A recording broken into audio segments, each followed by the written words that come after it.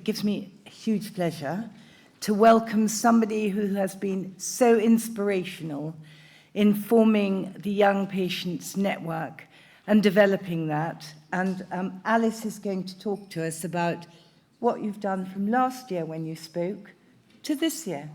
Great, thanks. Thank you.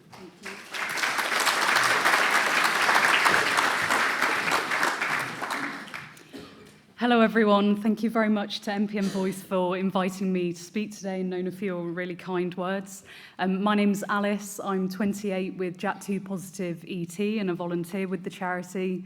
And as Nona says, today I'm going to be speaking to you very briefly about my own story, but most importantly about the new Young Patient Network which we established earlier this year. So this is a brief outline of my presentation, which is split into 4 parts. First, I'll share my journey to MPN diagnosis and a bit about living with ET. I'll then talk about the online blog I've been writing for the charity about young patient experiences.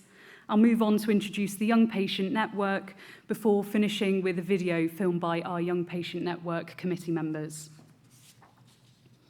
So to begin with my story then, I began experiencing migraines with aura when I was 9 years old. I was a really sporty person, but unfortunately cardiovascular exercise became an unequivocal migraine trigger for me, forcing me to stop playing tennis, netball, hockey, and so on. And throughout my school years, I experienced a whole range of different symptoms, including painful and heavy legs, particularly in the morning, fatigue, visual disturbances, sweating, and dehydration.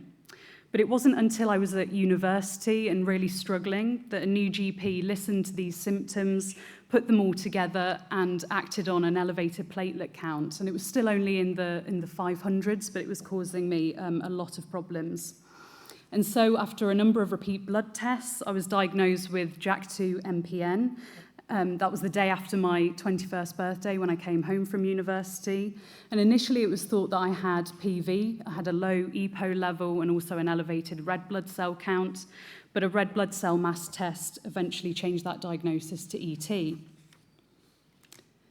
So I'm now 28, as I said. My platelet count's in the low 700s, and I take daily clopidogrel and aspirin. Amazingly, since taking clopidogrel, my migraines have, touch wood, disappeared, which has been hugely life-changing. And it's amazing to me, since setting up the Young Patient Network, which I'm going to go on to talk about, how many people's stories mirror my own, experiencing migraine with aura and visual disturbances. Having said that, I would say that I do have quite symptomatic ET. My main symptoms are visual disturbances. I experience neuropathic pain in my head, for which I take amitriptyline. I have very cold hands and feet, painful periods, and also fatigue, as I know many of you do too. I found a number of different things help me manage my ET. Daily walks out in the fresh air. I play a lot of golf, which brings me a lot of happiness. Keeping to a regular routine is really important, going to bed and getting up at a similar time. And I drink a heck of a lot of water, again, which other young people have told me they do too.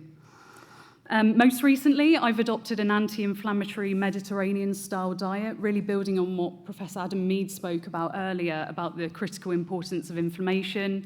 It just made me think, what kind of self-help strategies might we be able to do to reduce inflammation? And it sparked one of the charity's fundraising initiatives last year, which was the launch of the MPN Voice Healthy Recipe book, copies of which are available to purchase today if you're interested. When I was first diagnosed, I was really scared to read about an average age of diagnosis of 60 and over. Obviously, 40 years more junior, I was desperate to read any stories I could find online about other young patients around the world, and I was so grateful to those that had shared their story. And it was for this reason that I decided to start writing the Young Patient blog for the charity, just about my own story, some issues that are specific to young patients. And I've written about a whole range of different topics, from sharing an MPN diagnosis with family, friends, and work colleagues, to managing an MPN at school, college, and university.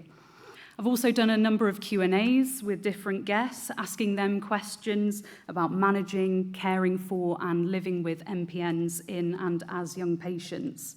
But one post I'd really like to highlight is this one from September last year.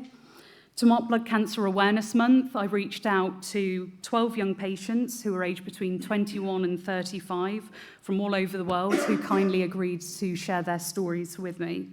They're really moving stories filled with wise words and invaluable guidance, and together they shine a light on young patient experiences and really demonstrate that there's no single MPN journey.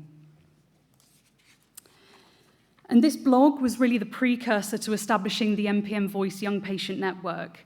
And it emerges out of a recognition that being diagnosed with an MPN at an early age can bring with it a different or unique set of questions, issues, and concerns. And it therefore has these three central aims: to bring together and support young MPN patients, to provide a welcoming space where young patients can meet and connect with others, and offer information which is tailored to young patient experiences and challenges. We've created a Facebook group, which is part of the MPN Voice social media stable, and it's exclusively for patients under the age of 40. We have almost 150 members now from all over the world, and the group is moderated just like Health Unlocked, with mandatory joining questions about your age, your diagnosis, and your adherence to the group rules. The network is a digital space, as I say, where people can share their own stories, they can ask each other questions, they can chat to each other about their worries and concerns. It's a social space with online social events organised by Megan, one of our committee members who devotes a lot of time to this.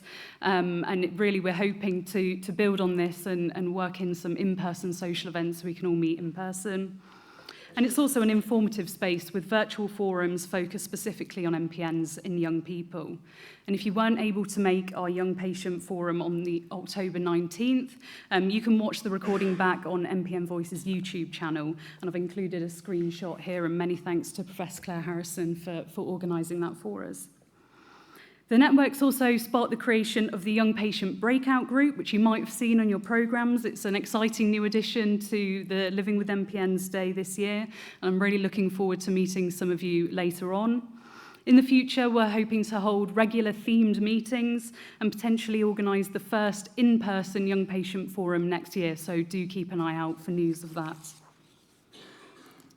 The network's run by a fantastic committee, all of whom are young MPN patients. Charlie, who's one of our Young Patient Committee members, wrote and produced the following video, which I hope will really bring to life what the network is all about and also be a really uplifting note to end on. So I'm hoping this is going to play. Hello and welcome to the MPN Young Patients Network, which aims to bring together and support young people with MPNs and complement the care they receive. From providing a space to connect with each other and share our lived experiences, to being a source of helpful information that you can trust. On topics such as diagnosis, treatment, symptom management, lifestyle, employment, and having a family. At times, it may feel daunting and overwhelming. And some days will be better than others. But you are not alone. We may be a rare and special bunch, but we're all in this together. Join the MPN Voice Young Patient Network and be part of something great.